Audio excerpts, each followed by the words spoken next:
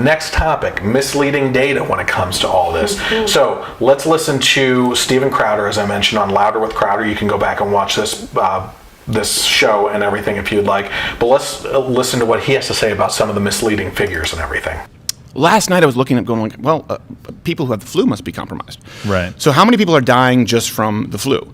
And I noticed, we can have this overlay right here, this is the CDC image, that flu deaths and pneumonia, they've gone down to effectively zero. Oh, that's weird. It's when I checked in at the CDC. Historically, decades, Yes. no one's getting the flu this year? Right. Wow. None. Now, here's the thing. I wanted to Very strange. assume, as usual, that I'm wrong, but Reg, our researcher, is very smart. So I looked, I'm like, well, zero. I said, okay, well, maybe what's happening is just, well, no, that doesn't make sense, because more people would be tested for the flu going in, right? If they're being tested for COVID, you would think more people are being tested, maybe because of the social distancing. Can I pause you real quick? Yeah. More people are being tested for the flu. Because so many, most people who are going in for COVID testing aren't actually getting tested for COVID because they're reserving the test for the people who are higher risk or showing severe symptoms, but they have enough flu tests, so all of those people are being tested for the flu. So yes, 100%, we are doing more flu tests. Right. So the flu death rate is very low. We're testing for the flu. Well, okay, so you just cut me off at the pass, because I was playing devil's advocate with myself, but my actual advocate. Yes. Okay, no flu deaths, that's weird. Same thing with pneumonia. I said maybe fewer people are getting tested. No, more people are getting tested. And keep in mind, too, also 7 to 15% of all flu deaths every year are some form of coronavirus. Not this novel coronavirus, but some form of coronavirus. That's why your Lysol and your mat cleaner says, hey, it kills coronavirus. We've had 17,000 deaths recorded from coronavirus. Okay? So what this is telling us right now is that all of those flu deaths, all of those pneumonia deaths, right? They're all being counted as coronavirus. So that's important to note. Everything's kind of being lumped Everything together. is being counted as coronavirus, even if they have these other conditions. And I thought, well, okay, that's not really fair, because that's not the standard that we use in measuring deaths for anything else. For example, if someone has the flu and they also are undergoing chemo treatment, we count cancer as the leading cause of death. So right away, that's tipping the numbers a little bit, but then it gets worse. Here's what I went to the CDC website after I saw that chart, and when the flu death thing is weird. This is how they're counting deaths. A lot of people are saying, well, they're counting deaths, almost everything. They want to be liberal, as that's Hans Burks just said. This is from the CDC. Bring this up to you, cute man. Your people will think I'm lying. In cases where a definite diagnosis of COVID-19 cannot be made, but it is suspected or likely, compelling within a reasonable degree of certainty, it is acceptable to report COVID-19 under death certificate as probable or presumed. In these instances, certifiers should use their best clinical judgment in determining if a COVID-19 infection was likely. So that's very interesting. Not only are they lumping up, can I sum that well, up? hold on a second. Just guess. What? Yes, just guess. Yeah. Well, here's the thing. Not only are they lumping in, so all of a sudden, go look at the charts. Flu deaths, boom, nothing. Pneumonia deaths, boom, nothing now. All COVID deaths. Not only are they all being registered as COVID-19 deaths, but doctors can also, there you go, that was a chart from earlier, the flu's dropping down. But they can also make a guess that, well, we assume that person died from COVID-19. This is important for two reasons. Science is flawless. The scientific method is flawless. Human beings applying it are not. Do you not think for a second that some leftist activist who also happens to work in a hospital in New York is not going to take every single opportunity possible to try and label this a COVID-19 death if they are not required to actually show any proof of a positive test? Just think of what the media does with this. Or even somebody who's one not more going thing, after that. and then I want to go back. One more thing. This is what's crazy about it, because you go, how can these models be so wrong? And maybe someone out there can totally correct me on this. Everything I've said here is just taken directly from the CDC website. They don't apply this same standard to infection rates. So they cannot assume that someone has COVID-19 unless they test positive. And we now know, according to the CDC, 20-something% of people are asymptomatic. 80% of people have very mild symptoms. So we cannot say, oh, that person didn't test. We didn't run a test, but we're pretty sure they have COVID, because right now they're running all the flu tests, right? They are actually trying to eliminate possibilities. So they can guesstimate. I hate that word, but I'm using it because I want to piss people off. I get that it's redundant. Estimate is to make a guess. What's guesstimate? To make a shit. We get it. So if we are saying COVID-19 deaths, you can guess, but you cannot guess. You have to have proof of infection rate. What do you think that does to the mortality rate, not the overall deaths? Far fewer. They're saying deaths are being underreported. No. Infections are being underreported. For all we know, we could have 2, 3, 4, 10 times the amount of people right now out there with COVID-19. We cannot guess. We cannot estimate. But we can throw out numbers if we think within a reasonable, sort of barometer of suspicion that they could have had COVID-19. We list it as a COVID-19 death. So what can that do? That can take a mortality rate from 0.2%, 0.4%, to 3% or 5%. And it's important to note that's what the models were based on. That's what the 2.5 million came from. And then the 100,000 to 240,000. So you can talk about social distancing all you want, and that is true. You should be taking your precautions, wear your masks, which we said before they said you should wear masks. I said, I bet they're going to come out and say wear masks. Ha ha! Nostradamus here, apparently. A comic in a bathrobe said, I bet you the CDC is going to change tack. But this is incredible that the models are based on this. Yep. We'll just keep on going because there's a lot of stuff here. Now, here's one of the other interesting things. Steve Deace, he is on the Blaze Network. He went over these most recent statistics as of August 13th of this year, 2020. 2.1% of ER visits in the USA are for COVID victims via the CDC numbers. 1.9% of active cases are actually hospitalized.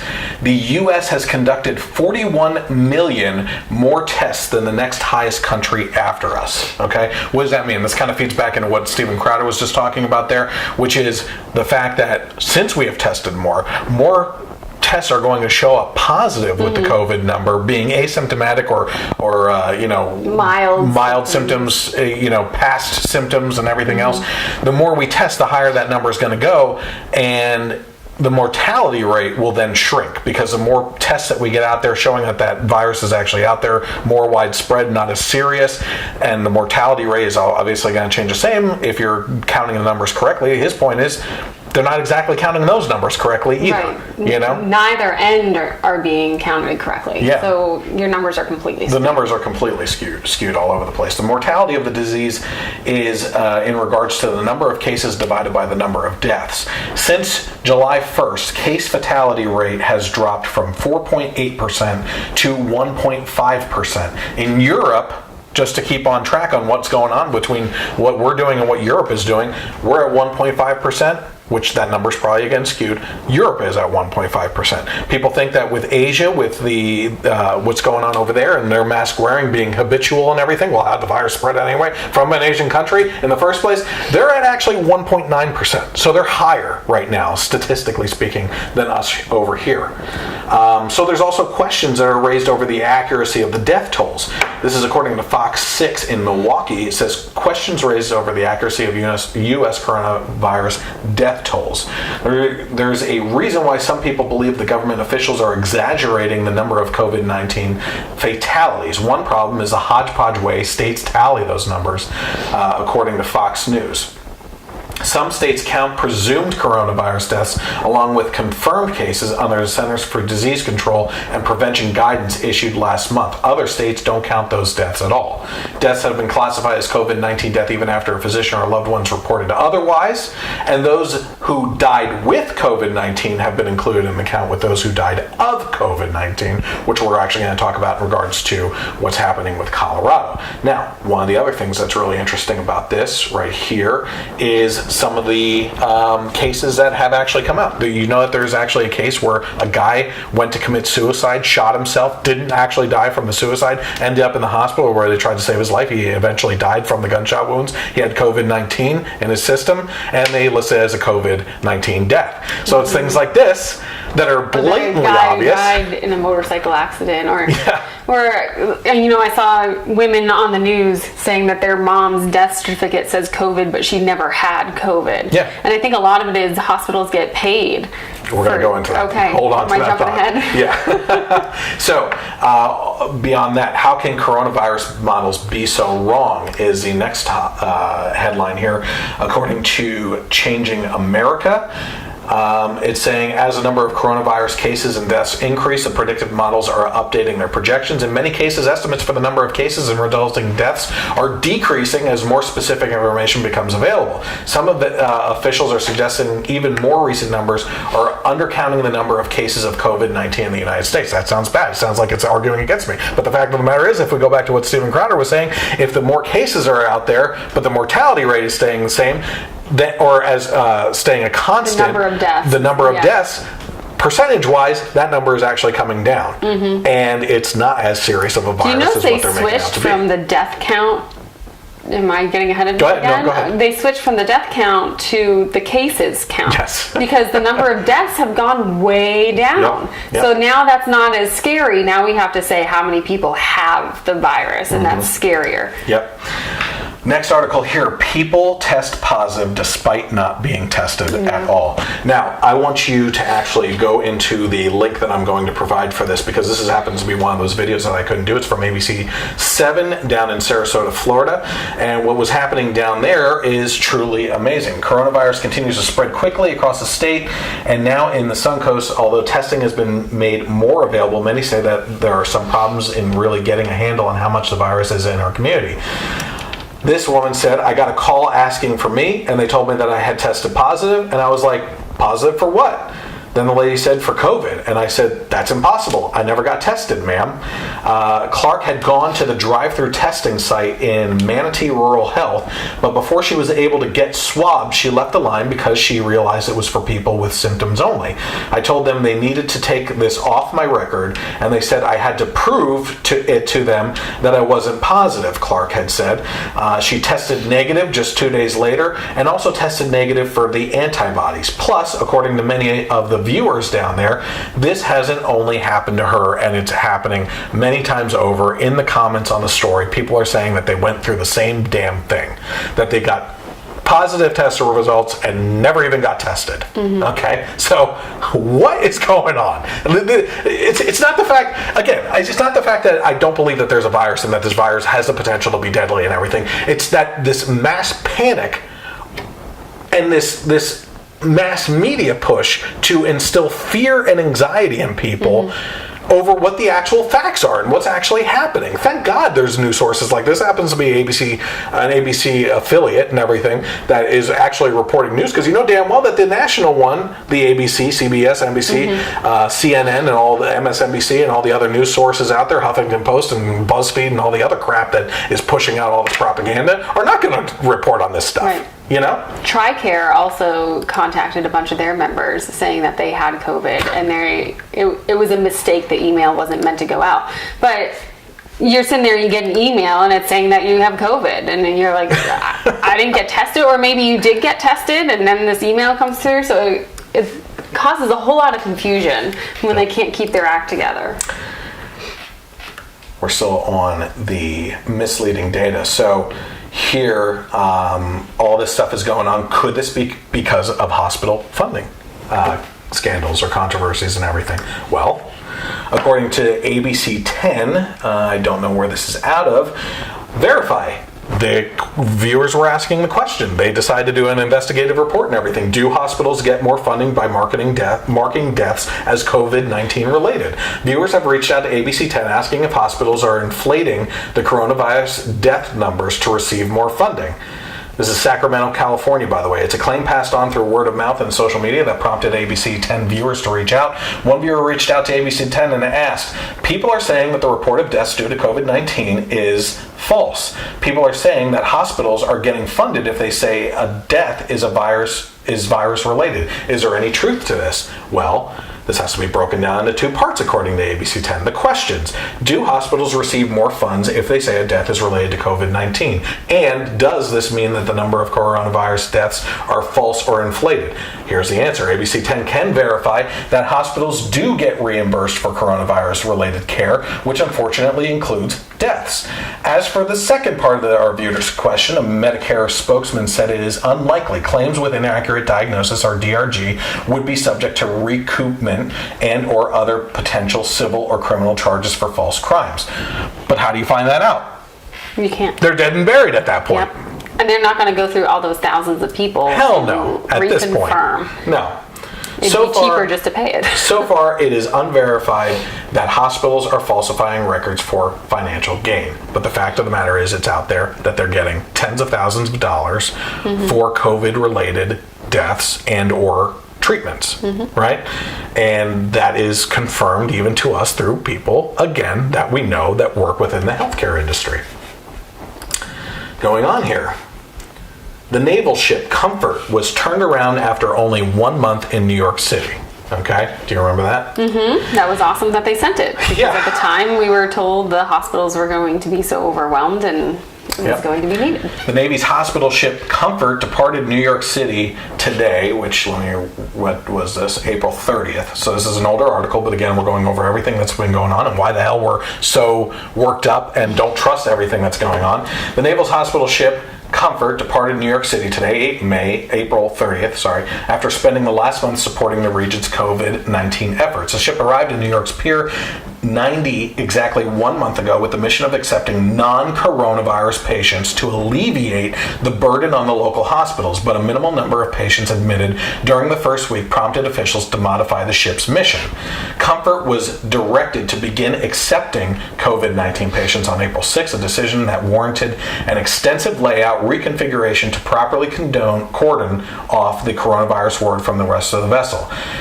The USNS Comfort arrived in New York City to provide relief to frontline healthcare providers, and each patient who was brought aboard ensured one more bed was available in the local hospital, according to Admiral, Andrew Lewis, commander of the U.S. Second Fleet, according to a Navy release. In the end, in New York City, it ended up treating less than 200 patients. I heard it was actually less than 100 originally when I saw the stuff. I think it was under 20 COVID patients. I think originally the ones that they were treating, the reason why that number is at 200, I think is actually non-COVID related until they made that switch, and then it was under 20 cases. I think it was 13 or something like that. In New York, where they expected the worst outbreak. There were tent hospitals built all over the country ready for the overflow, and again, they never needed it. Absolutely. So we kind of alluded to this earlier about Colorado, the state itself distinguishing in their records when they started doing the COVID. They were the first state to come out and do it. I don't know if any states have followed up on this since and started doing this as well, but they were the first state to actually come out and say, wow, these numbers. What are the numbers? Like, let's actually distinguish what are the number of deaths from COVID as is distinguished from the deaths with COVID and everything. Well, there was a little bit of a disparity there.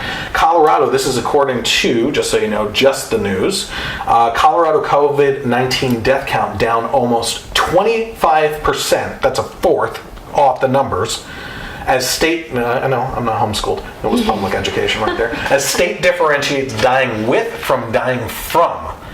Colorado health officials this week implemented a more precise coronavirus data metric, and that was on May 16th. Metric to measure deaths from the virus in that state, one that sent confirmed COVID-19 fatalities tumbling by a full 25%. Now, I'm going to throw something else out there. I don't have an article to support this, but it's from what I understand, what I've heard. And so far, I've given the links and everything to all this information for you to find out. If you can find something different, then that's fine. I don't really care. The fact is that when you look at what Pennsylvania and New York governors did with putting the COVID patients into the nursing homes, which was the nuclear bomb of what went off with COVID and everything to the most vulnerable generation that could deal with it, if you take those deaths off the table, because, you know, theoretically or hypothetically, if you had done that and gotten those deaths out of there and everything, what would those numbers look like? Pretty much across the board, you're looking at about 25% again in Pennsylvania and New York, you know, and that's just one thing I heard. So 25%, if we're looking at this high number that they're throwing out there, and we're talking about a 25% decrease on the numbers that we're looking at right now and taking a fourth off of those, that's a pretty crazy drastic change in the numbers. I mean, we're not talking about small potatoes here, you know? Anyway, moving on. There's a lot in here. Okay, speaking of liars, okay, and the false statistics and everything, we're going to talk about Dr. Fauci and the CDC lied initially to us about wearing the mask to protect essential workers. Right. So instead of reading to you what he said, let's actually listen to what he said. Now, getting back to your first question, which was what about a month or so or 2 or 3 ago, when people were saying, you don't really need to wear a mask. Well, the reason for that is that we were concerned, the public health community, and many people were saying this, were concerned that it was at a time when personal protective equipment, including the N95 masks and the surgical masks, were in very short supply. And we wanted to make sure that the people, namely the healthcare workers, who are brave enough to put themselves in harm's way to take care of people who were infected with the coronavirus and the danger of them getting infected. We did not want them to be without the equipment that they needed. Here's what Dr. Fauci just said. We said that masks weren't a requirement at the beginning of this to dissuade the public from getting the masks that we needed for our essential workers because we knew that they would need them. So he's basically saying, we lied to you then, but you can trust us now. But we're not lying to you now. Yeah. So if you lied to us then you have set a precedent from the very foundation of this whole thing that I can't trust a single damn thing that you're saying to us now.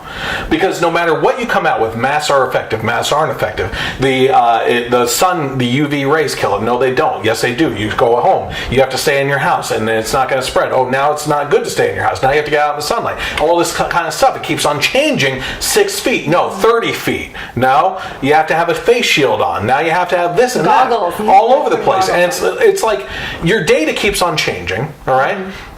And it's the same crap that you always deal with whenever you're arguing against science, because science is always right, because science is always changing, and if it changes, that's just new data.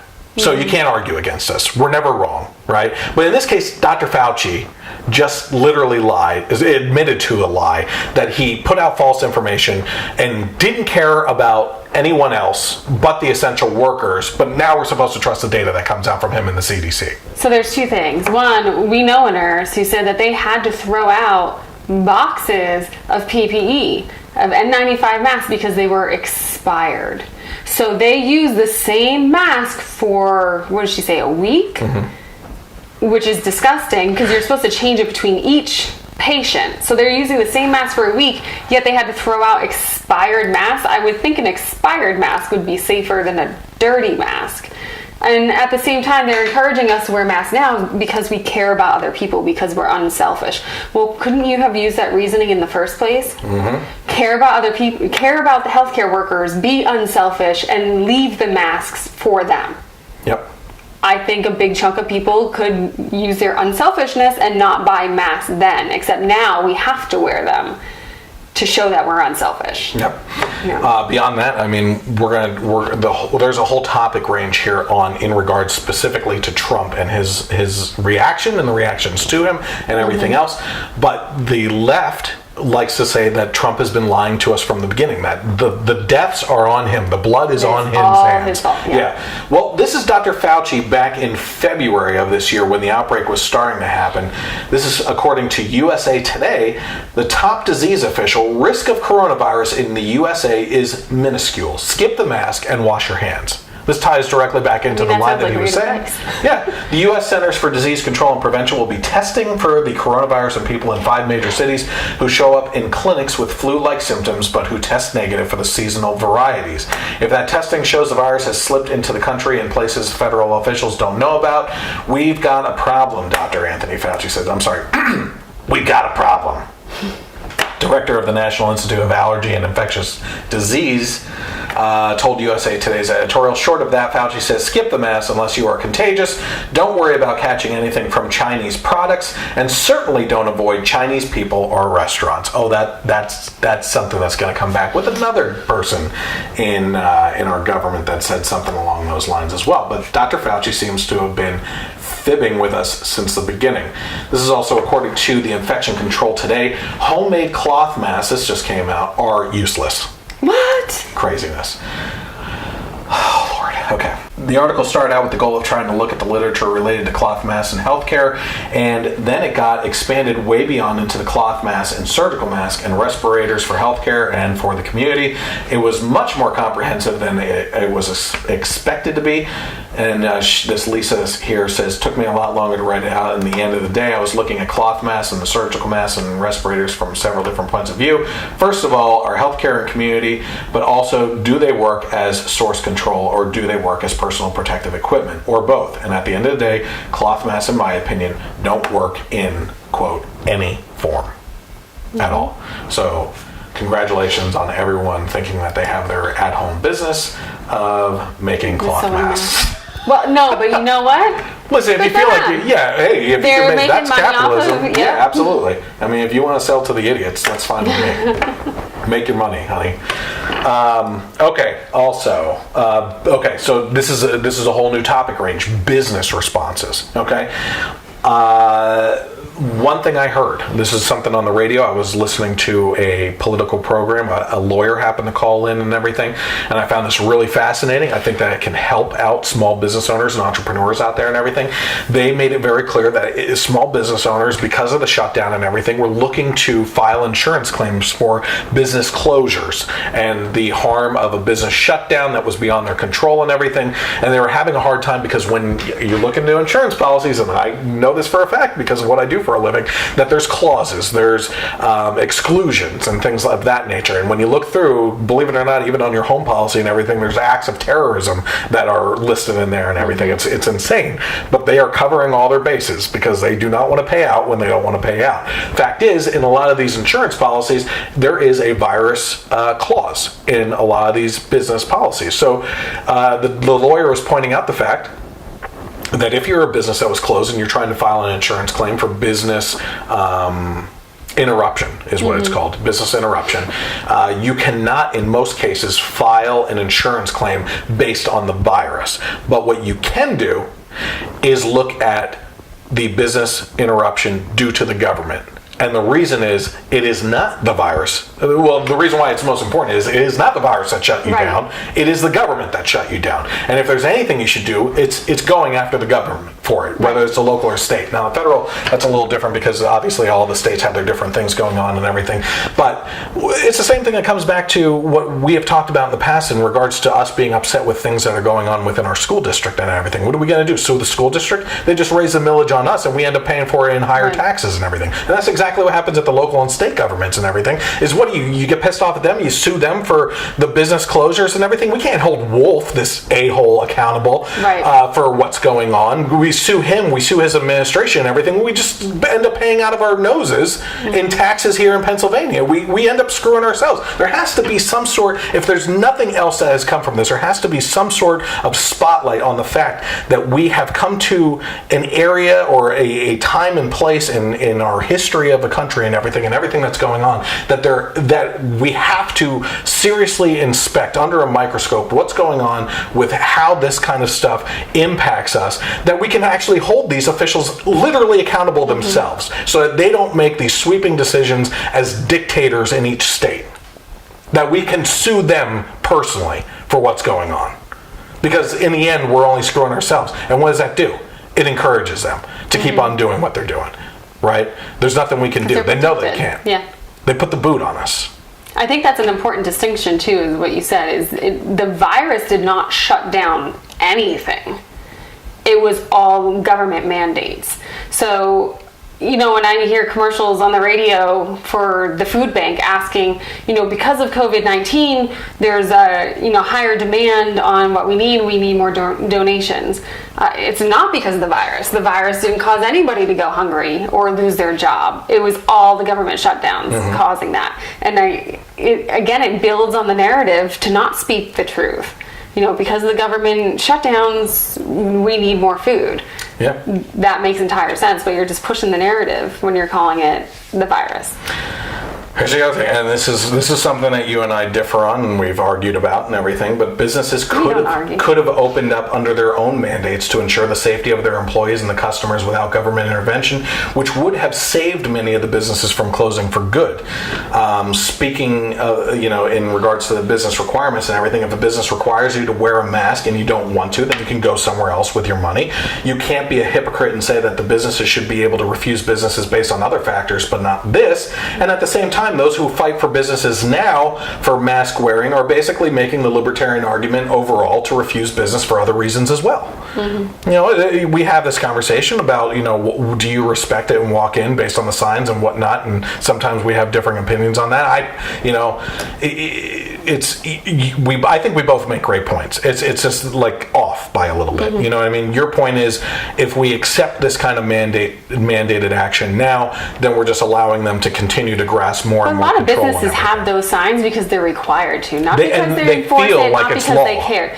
Well, they feel like it's law, but at the same time, if they don't comply and mandate their licenses are pulled, and again, that's their livelihood. And it's not constitutional. So they put the signs up, but that doesn't mean that they enforce it. Except for when you get shamed into it.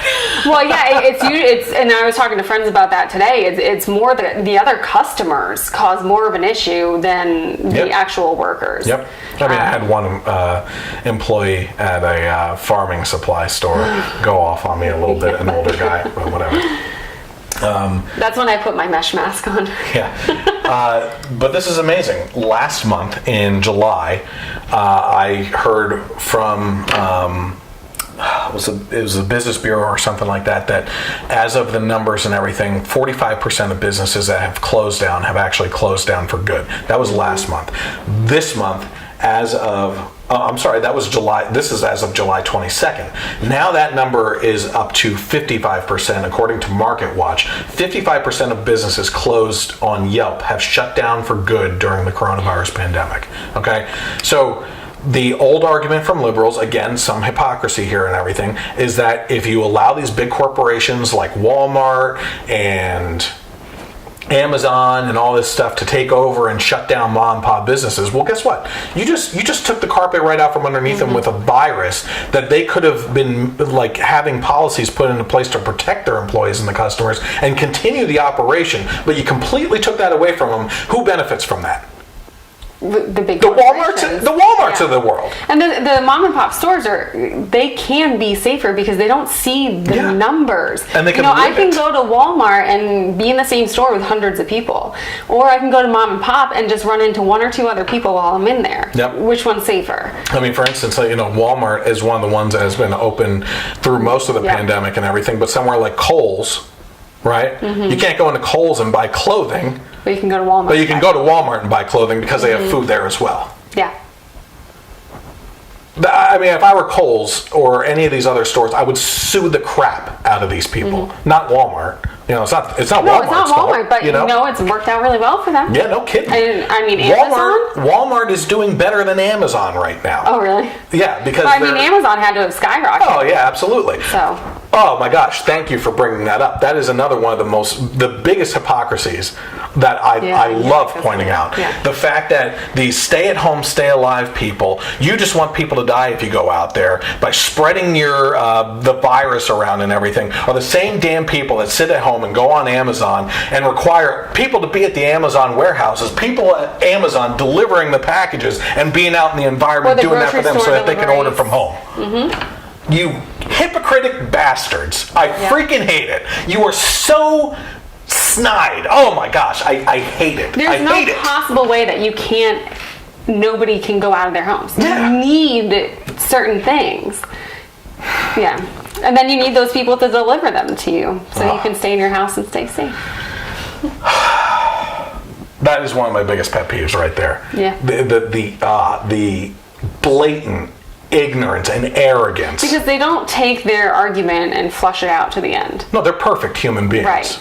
Again, if you look at everything on the surface level, if you look at everything that immediately, it sounds good. I'm not going to go out and infect people. I'm going to order everything in. Well, you're not thinking about those people that you rely on. It's kind of, I used to work in television, so you see the news anchor and you're like, okay, well, that's the news anchor. Well, you don't see the 10 people, in the control room and on the cameras and out in the field. Well, more than 10, but you don't see all those other people in the background. You just see the one. So it's not the one delivery guy going out. It's all the people behind the scenes supporting him too.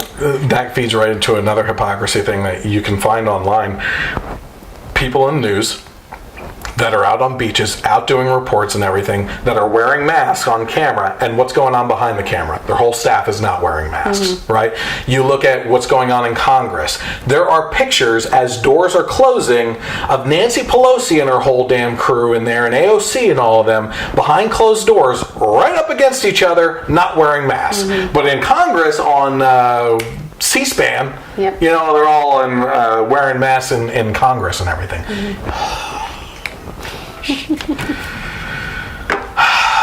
Okay.